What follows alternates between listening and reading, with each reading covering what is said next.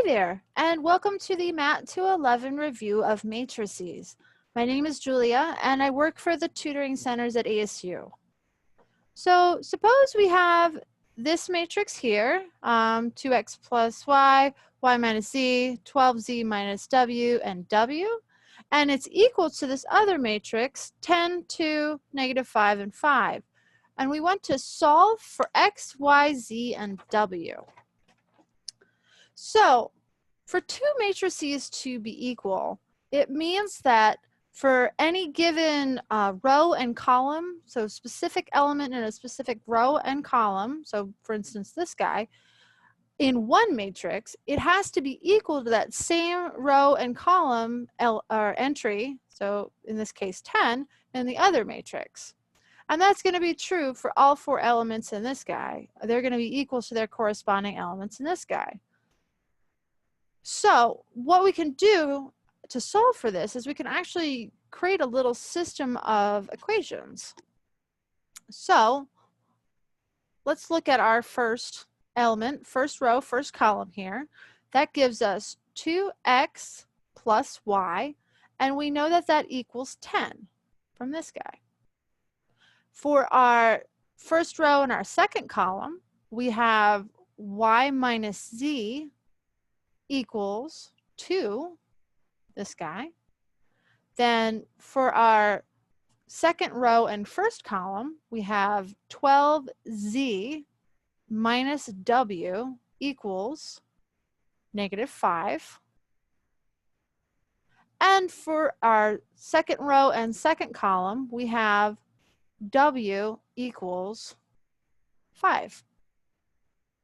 And that's our little system of equations.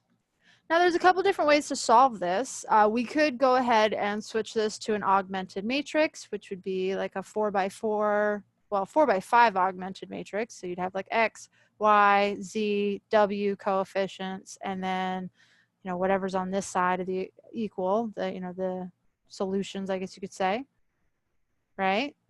We could do that, but in this case, notice that our last row, or our last equation here, is just w equals 5.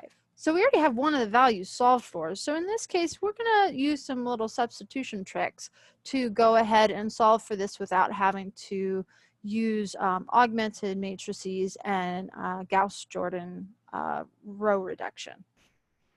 So let's look at the other equation that has a w. So we already know that w equals 5. Cool, done with that. We've also got this 12z minus w equals negative 5. So that gives us 12z. If we substitute in our w equals 5 here, that would be minus 5.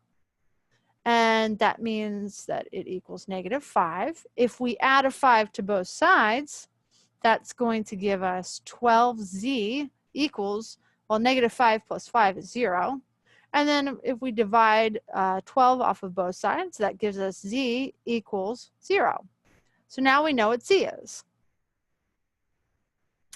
So next, let's look at one of the equations. So we've looked at this one, we've looked at this one. Let's look at this one because it has a z and it has a y in it. We can't look at this one yet because we don't know what either x or y is. So let's look at our second equation. So that is y minus z, but z is 0, and that equals 2. So we know that y is equal to 2. So now we got 3 of our variables.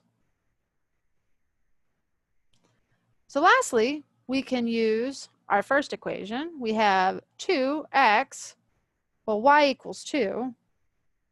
So 2x plus 2 equals 10. And that means that 2x equals 8. And if we go ahead and divide out that 2, that gives us x equals 4.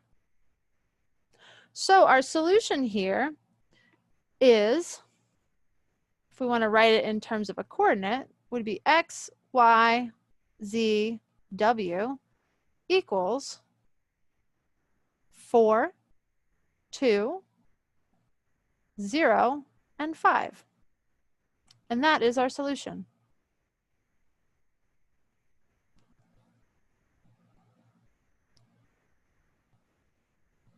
Not too bad.